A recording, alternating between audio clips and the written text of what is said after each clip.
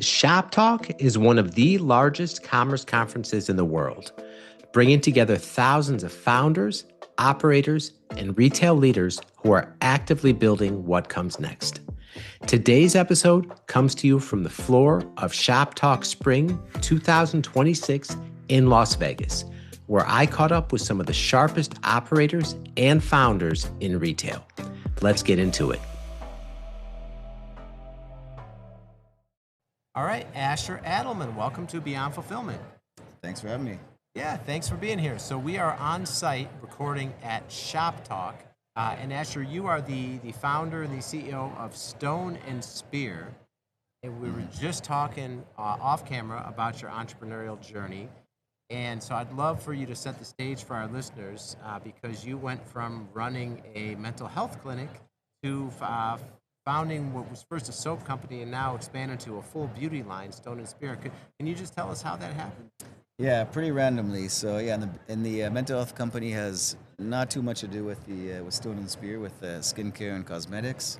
Has more to do with me being carnivore for the past seven and a half years. Because of that, I obviously ate a lot of meat as a carnivore and ended up having a ton of beef tallow, frozen beef tallow in my freezer. And the amount kept growing and growing, and I knew I'd never be able to get through all that, but I didn't want to throw it away because I love beef tallow. I eat it, I cook with it. I had started using a tallow soap about a year prior to that, and which was great, worked wonders on my skin. I had really dry, cracked skin in certain places on my knuckles and my feet, and really worked wonders and got rid of the dryness. So I thought, okay, maybe I'll use some of this tallow. I'll learn how to make soap.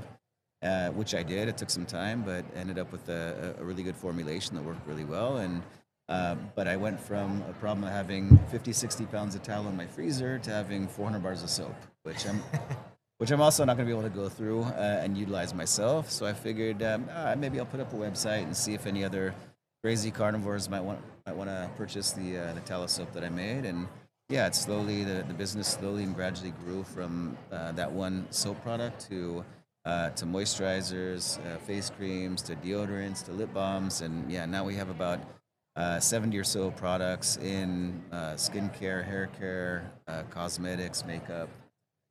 Okay, all right. So you're big in the carnivore diet. You have all this excess tallow. You make soap with it. Now you have 400 bars of soap. Say, let me set up a website and I'll sell some of these, maybe some other people.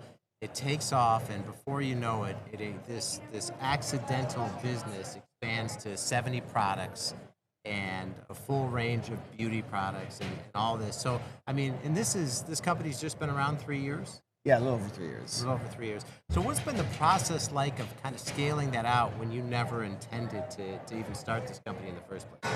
Yeah, it's been interesting. We started off in my garage and did that for I think almost a year.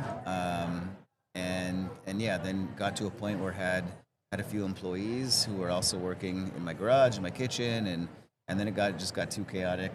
So I rented a facility, and yeah, that's where we've been since. We've expanded, obviously to larger space, but yeah, it's been a challenge. It's been interesting and growing into so many different products, and we do also make all of our own products in-house. We don't have any co-manufacturers or any other companies that manufacture our products. We do it ourselves, small batches, handcrafted, and that's really what we're about, using top quality, only natural ingredients. We don't use any synthetic or artificial ingredients in any of our products, and we make them all by ourselves and ensure that the quality is going to be the best that we can have it.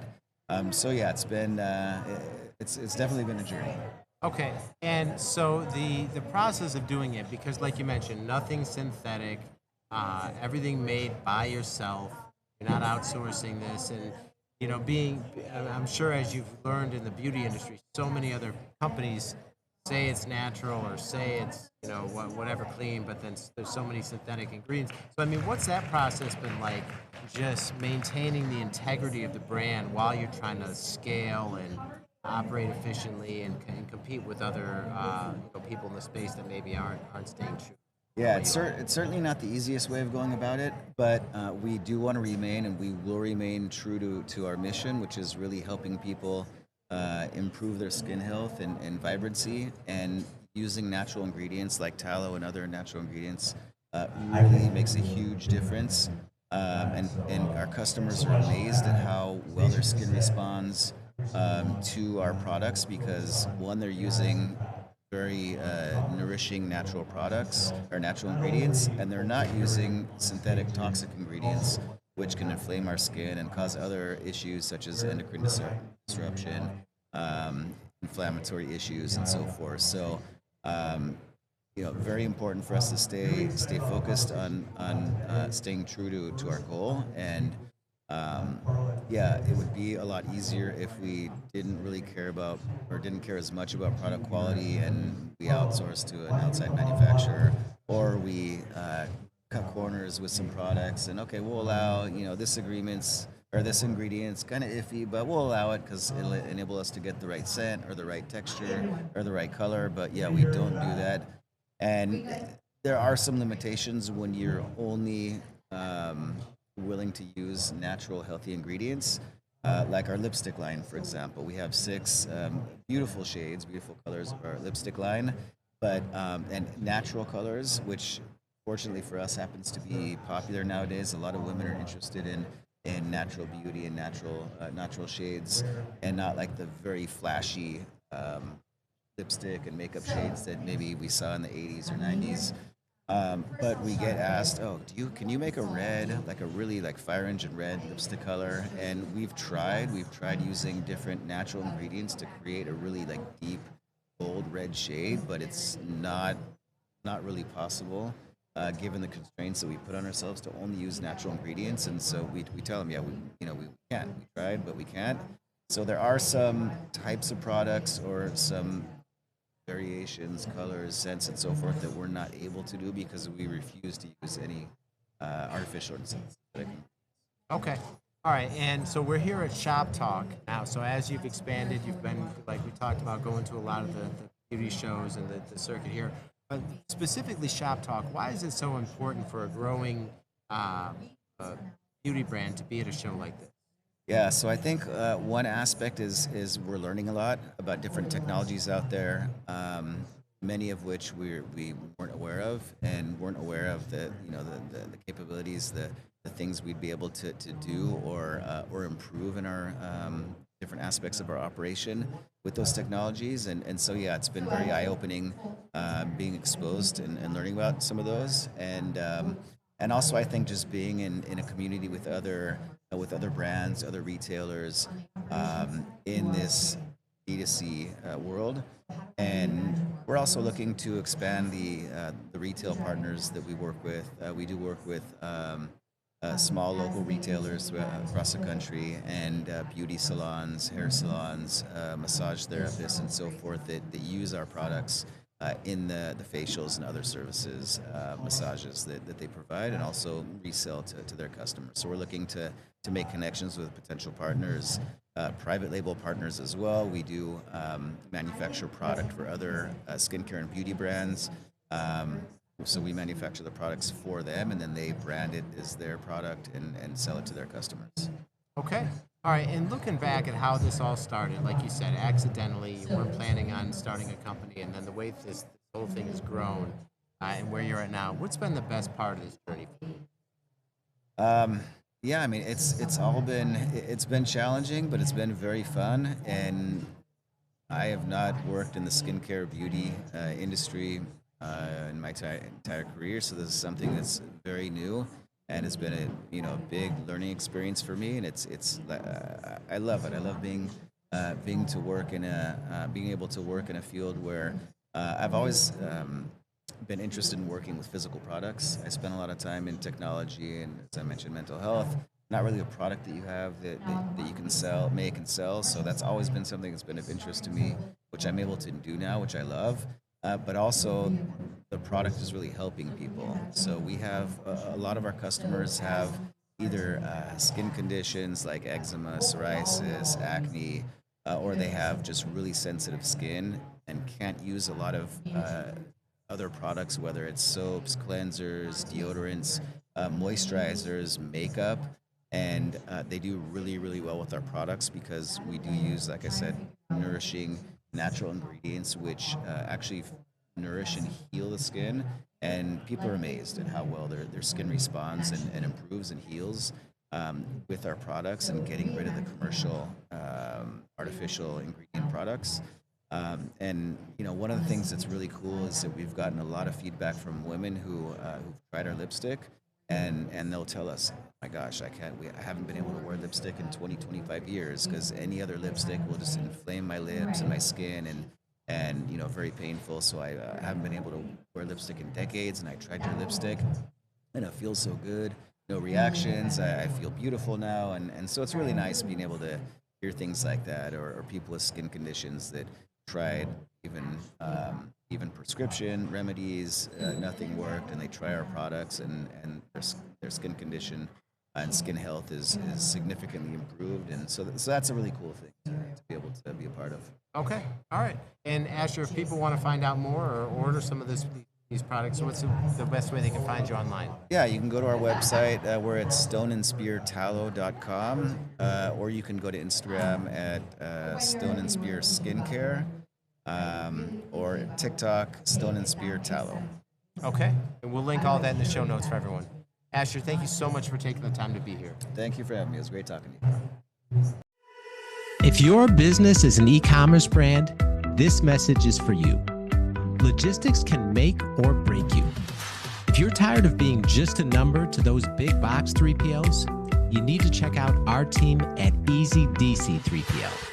We're a different kind of partner, built specifically for growing brands that ship between 1,000 and 10,000 orders per month. We offer warehousing, fulfillment, and transportation with a focus on personalized service and flexibility. Our central Kentucky location gives you nationwide reach, turning logistics into a competitive advantage. So if you're ready to partner with a 3PL that actually gets your brand, visit easydc3pl.com.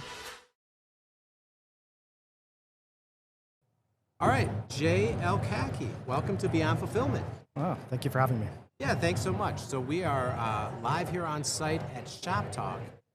And Jay, you are the co-founder and the CEO of Osello.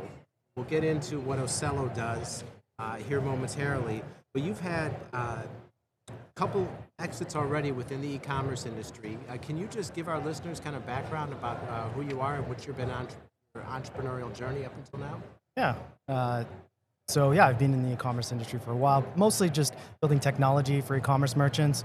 I fell in love with it at a very early age because my father was a refugee and always wanted to start businesses, and it was never super successful starting retail businesses back before the internet was that big, and I really wanted to help him. And then I discovered computers and felt like it was a match made in heaven for me, and I realized that e-commerce tech was a way that I could help him succeed. And I started working on the first platform, which was a product called Smile, which became the largest loyalty software in the world among e-commerce merchants used today. I exited that, started another reviews company for Shopify that became one of the most popular reviews companies called Farah. And then I exited that recently and started Osello. So combined, there's hundreds and hundreds of thousands of merchants that are using software that I started or built around the world right now, which is kind of cool. I'm still in my 30s, so a lot more to go. Okay, wow. So that's quite impressive because, a young kid wanting to help his father, son of a refugee, and kind of great timing with computers and whatnot, but your first two businesses you started became like some of the largest companies within their respective fields.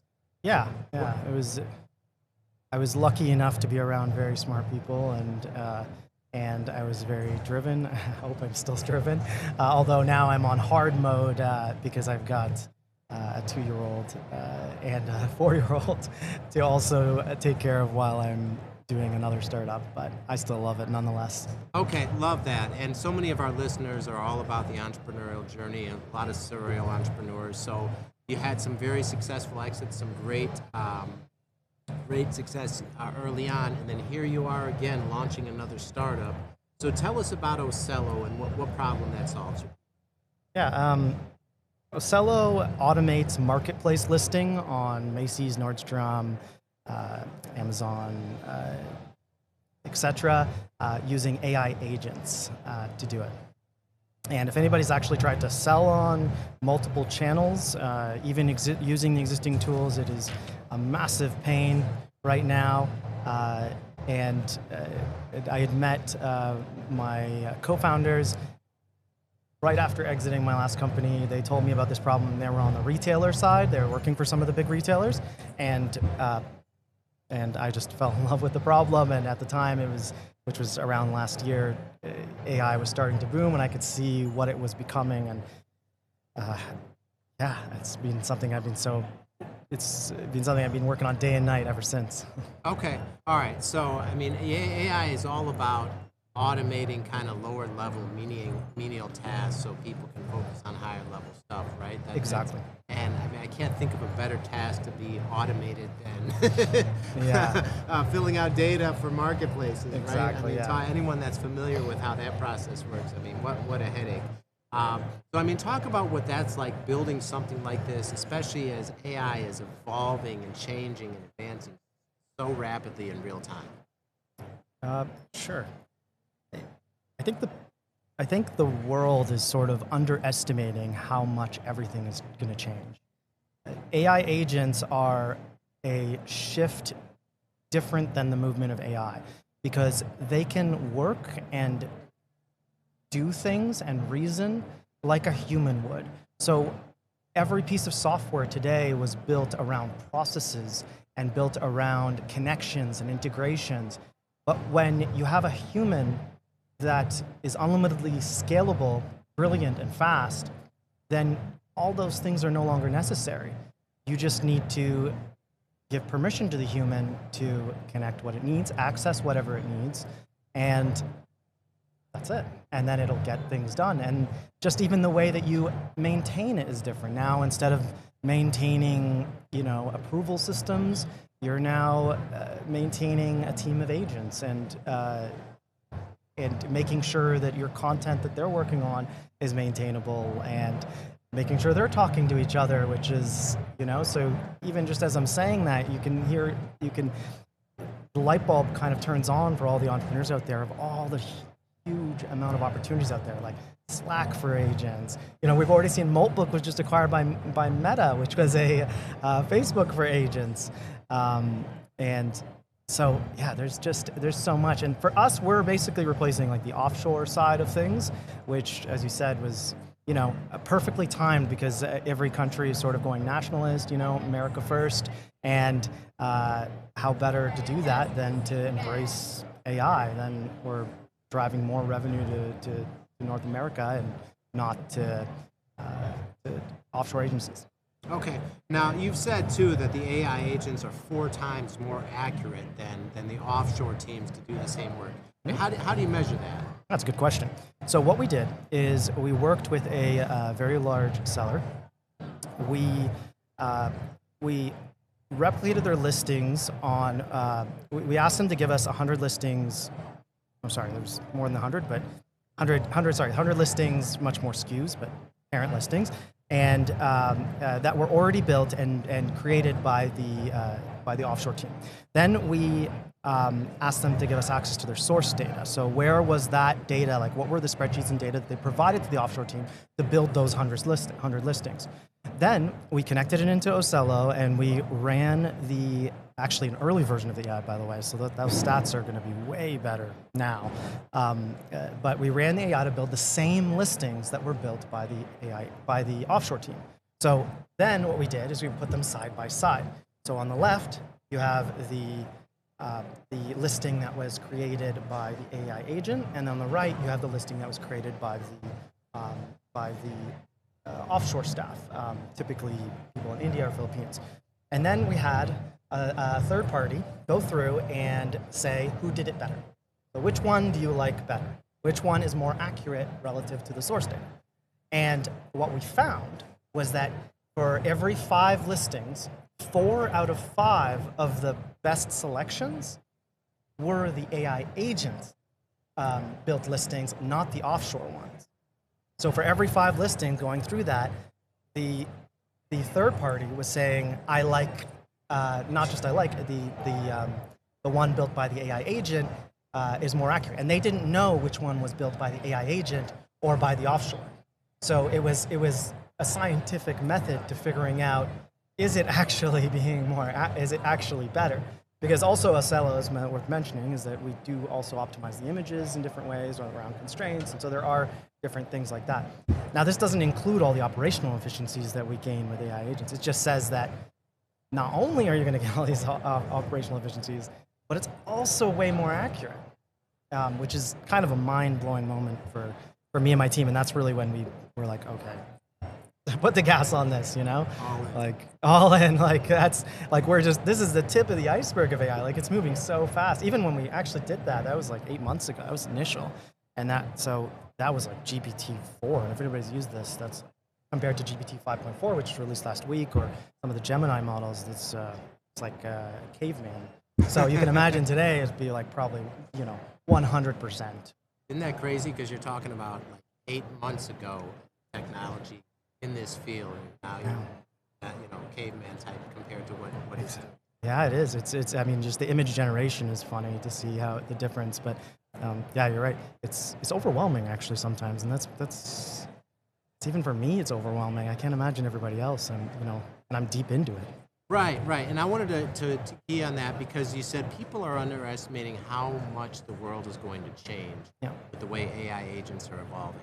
So it's one thing with the entrepreneurs where they can, how they can do more with less, and light bulbs going on about what they can create. But for people that are just in the industry, maybe, like, what's your message about how people think about using AI and how they can best use that to their advantage, regardless of?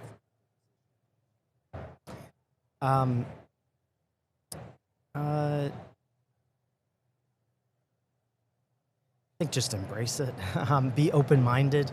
Anybody that's hiring young people right now, it feels like the shift of when a generation came in, which would have probably been my generation coming in, where we Googled everything, and then the previous generation didn't Google anything, and then it was a weird thing where they're like, oh, but you don't have the PhD in this topic, but we were like, okay, well, we can Google it.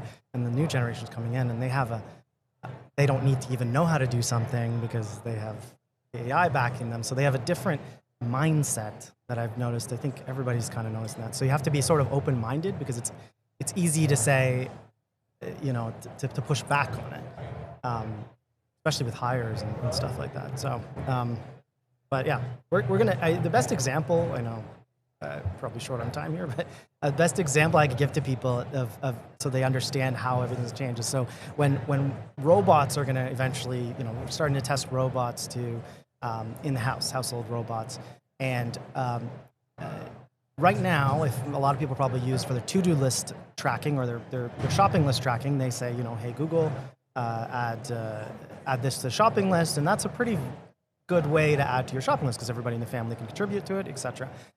When the home robots start to kick in, well, they're going to have an easier time. Those robots that are using the current AI models and the advanced ones by then have an easier time with a pen and paper to-do list. If you tell them, hey, add this to my to-do list, it's going to be better for you to just maintain it on your fridge again, because it's easier for that robot to go write it on there than to communicate in the language of the other AI and have to access via the API of the other, So then you think about, okay, then just even to-do list apps now almost have to take a step back and say, okay, how does this change again? That's maybe, I don't know when that's going to be, but that's an example. And it's the same thing for every other software. And we're definitely seeing that in the marketplace software world. Yeah, absolutely. And so what would you say to, well, first of all, with Osello too, when are you planning to launch? Soon, but we are doing trials right now that have been very successful. And we're actually, the reason we came to Shop Talk actually is to host an appreciation dinner for our launch partners, for having the conviction to to work along with us, and they're very happy. They've already started referring, and they just want to expand the other marketplaces. But I still really appreciate them taking the risks on AI, because it's scary. It's confusing and scary, and everybody's saying they're using AI and everything, and it's a weird world. Yeah. It's overwhelming. Yeah, and it's evolving, right? You definitely have to be using it. You have to be experimenting. You have to find the ways that it can truly work for you, and that's going to involve some trial and error, especially in these early stages. Yeah. Okay, so Jay, if people want to learn more about Osello, get in touch, and even potentially be a customer, what's the best way people can find you online? At just osello.com, or you could go find me on LinkedIn or find Osello on LinkedIn. I think we're accepting waitlist signups right now, but it should be ready soon. Okay, fantastic. All right, Jay, thanks so much for your time. Hey, thank you so much. I really All right. appreciate it. Yeah.